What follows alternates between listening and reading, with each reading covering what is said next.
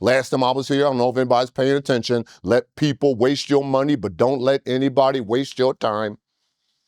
Don't let anybody waste your time, not an individual seated in here today.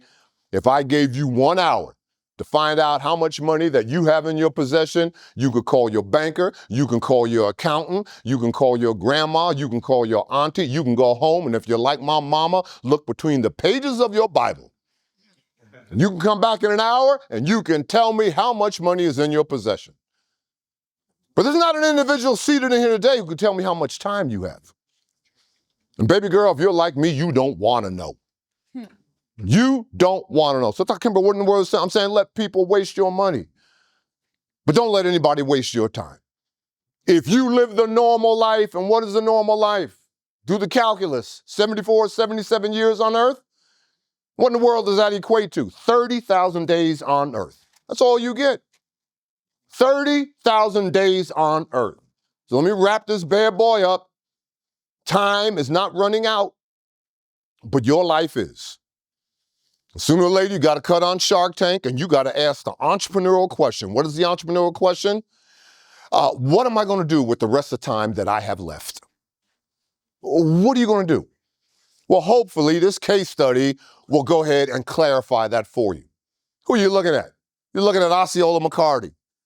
Now, to go ahead and blow the dust off of this, Osceola McCarty was a little washerwoman. Little washerwoman, Hattiesburg, Mississippi. Spent a day with her. I spent a day with her in her little, comfortable, modest home. She did that for more than 80 years, took in the wash of everybody in Hattiesburg, Mississippi. She would charge a nickel for, a shirt, maybe a dime for sheets, maybe a nickel for a little girl's dress, pillowcases, another dime or whatever. And every week she would make her daily deposits in the bank. She did that for more than 80 years.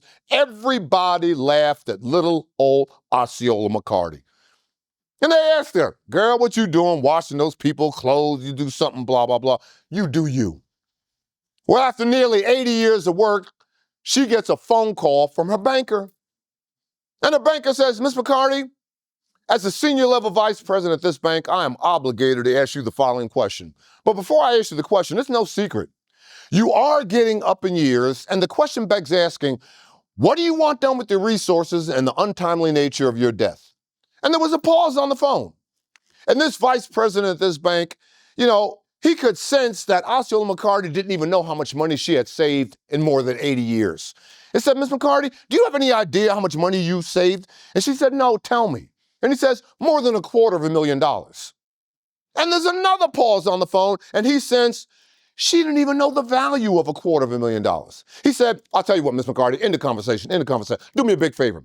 Come by my office next week, and we can take this conversation a little further. But if you would just think about what you want done with your resources.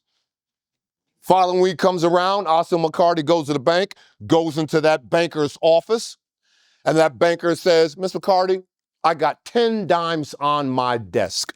When I point to a dime, that's going to symbolize 1/10 of your savings. And you tell me what you want done with your resources. He points to the first dime. And she says, I know exactly what I want you to do. I want you to give that portion to my church. I love my church members and I love my pastors. He points to the next 2 dimes. She says, well, I never had children of my own. I've never been married, but I do have 2 nephews, and I want them to lead a comfortable life. Give them that portion of my resources. And then the banker says, well, what about the other 7 dimes? She says, I know exactly what I want you to do with that money. She says, I want you to send that money to the school in town. He said, what school? You mean the University of Southern Mississippi, the school she was barred from attending because of her race? She said, yes, sir. The following week, the bulk of her savings goes over to the development office of the University of Southern Mississippi with a handwritten note by Osceola McCarty that says, please give my money to worthy and deserving African-American students who still possess the ability to dream. Who still possess the ability to dream.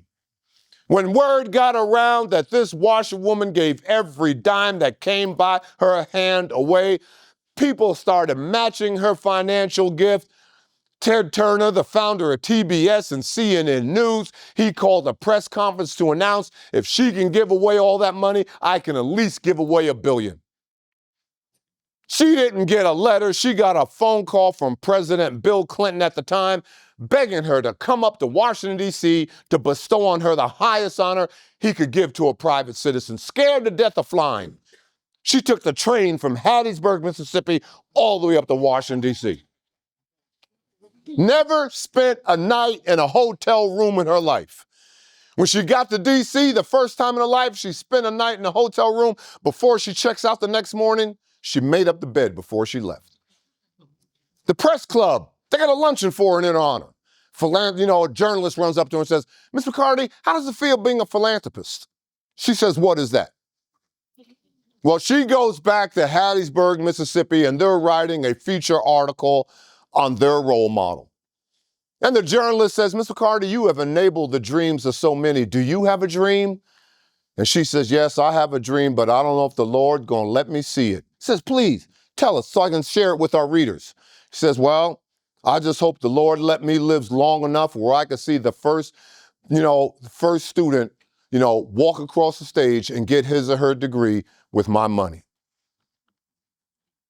Less than 4 months later, Osceola McCarty sits in the front row, commencement, University of Southern Mississippi, and watches little Stephanie Bullock.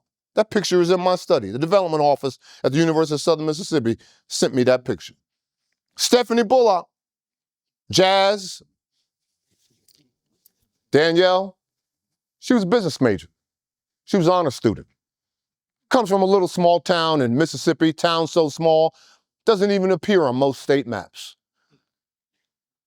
Less than 90 days later, Osceola McCarty makes her transition.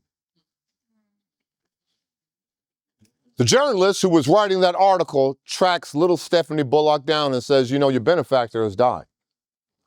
She's gone on, she's died. Any comment you want to make, anything you want to share with our readers?" And she says, "Yes, I do have a comment." "Please, what is it?" She said, "Heaven couldn't have gained a better angel." Heaven couldn't gain a better angel. Now, what in the world does this have to do with you? What was her life about? Her life was about service. Her life was about service. If you never see that formula again, please take good notes. Q plus MA equals C.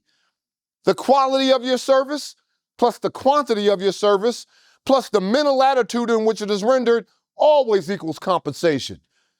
Everybody has a customer. If you're a doctor, your customer is your patient. If you're a parent, your customer is your child. If you're a teacher, my customer are my students. And we all got the same task: deliver better service, faster service, be more productive and more efficient. Be more productive and more efficient. A happy customer tells 5 of his friends. A dissatisfied customer tells 15 of his friends.